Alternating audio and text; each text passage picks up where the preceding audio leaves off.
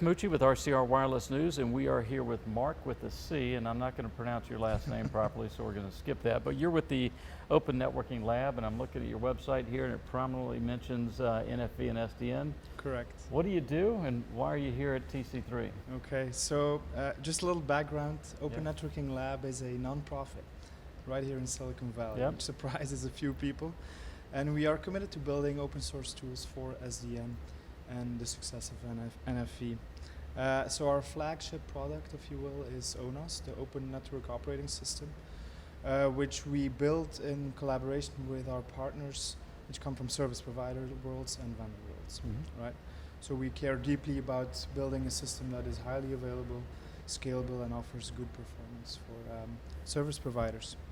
I myself, I'm on the engineering team. We're a relatively small engineering team that takes care of the core system, the core platform. And with our partners then we build on extending that platform, building applications that matter and get deployed eventually in the real world. Okay. So when you talk about operating system in the context of a open source group, what does that mean? So it basically means we're building a platform, compared, if you will, to Linux, a platform that can be deployed on a wide range of hardware infrastructures. So we take great care in trying to support as many vendor platforms as we can. And then the real challenge for us is twofold. One is to ensure that this system is scalable, that it offers HA, but the other challenge is that we expose the abstractions that matter. So it helps people in building the applications and the services in a relatively straightforward and simple way.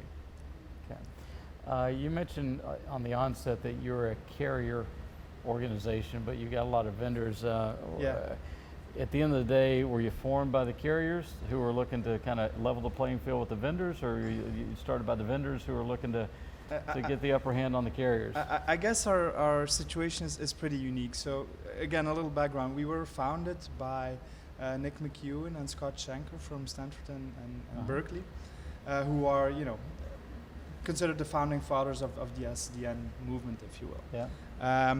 And so they created this organization in order to build open source software tools for, to realize the success and the potential of SDN. And then, to do that as a nonprofit, you need partners. And so we started reaching out to both carriers and vendors. So I can't say there was one particular area or one particular partner that got the head start here. We try to form a balance between the wants from the vendors and the needs that the service providers have. So it's an interesting situation that we're in. Well, yesterday I was interviewing the CTO of HP, and when I talked about SDN and NFV, he really made a point of saying that they're two different things, and they were very much focused on NFV.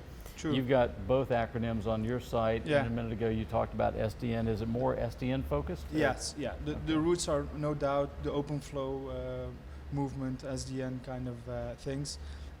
But quickly early on we realized that SDN in itself is a very useful technology, but it only matters if you build services with it, if you build application with it. And that point, NFV style of thinking comes into play, and we quickly realized we needed a platform both for just controlling the network, the SDN style control, but also to engage more with what a service really looks like. And for that we started the XOS project, which is essentially a layer built on top of OpenStack and gives you a lot of useful features to think about services, how they scale and all of that. We've got a plethora of buzzwords in this conversation. You just mentioned OpenStack, and that you got the Open Daylight. How do you play with these other open source groups? So the two you mentioned are really, they're major major players in this field, right? And they all care about open source. So in a way, we're happy that this is taking place, and that we can hopefully have an impact on how the world changes and how both carriers and vendors react and engage with open source organizations. To come back to your original question, with OpenStack we don't have a true formal relationship. We we interact with them. We support our ONOS controller supports OpenStack. Open Daylight is slightly more complex, that relationship, and we are often perceived as competitors, even though we don't feel that way. We think we're both trying to achieve the same goals, but making different choices. And that's totally fine. And in the end, I don't think there has to be one prevailing platform. It's okay if competition and trying to be better in certain situations, and then the other guy trying to be better in other situations. That's totally fine. We're okay with that. Well, I look at some of the members and sponsors of your group. There are many of the same sponsors of these other groups. So yes, for the layperson who's trying to get their arms around the standards and at the same time open source, and why would a company? I mean, all these companies they're involved in IEEE, they're involved in 3GPP, they're involved in Open Daylight, they're involved in yours. Yeah. Why? So, I guess it's not the start anymore, but this is a movement that has started a couple of years ago, and for all these companies, it's do or die basically, right? If you're not ahead of the curve or on the curve, you're gonna fall back, and there's no way you can catch up in this competitive landscape. So, I'm not the one writing checks in those companies, but I guess they feel at least that our story and other open source movements stories as well have at least compelling reasons to be on board and try to ride that wave. Where's your organization in terms of the platform adoption? Maybe speak in terms of how far along are you? Have people started adopting it, or speak in terms of some of the projects that you might be working on? Yeah. So our first official release was in December of last year, so that's not very long ago. In the meantime, we've had 4 releases, and since a couple of months we started doing deployments on pretty large scale. So one particular example is we did deployment with Internet 2, the research and education network that is, that spans the whole of the US, with good success. So we're trying to grow that deployment, because obviously these service providers are a little, risk averse, if you will. They don't want to jump all the way into the deep end from the start. So we have to convince and take this slowly in a way. But we are doing deployments. Another example is with AT&T. We are building a re-architected re-architected central office that looks and behaves like a data center. We are still in the development phase, but deployment on carrying actual production traffic on a smaller scale, but still actual production traffic, is foreseen in the middle of next year. So we are making good progress in trying to get our product out there and making it run. So that's a great example. You turned a central office, made it look like a data center. Correct. Right? Can you talk or speak to the different functions or applications that are actually being utilized in that scenario? Yeah.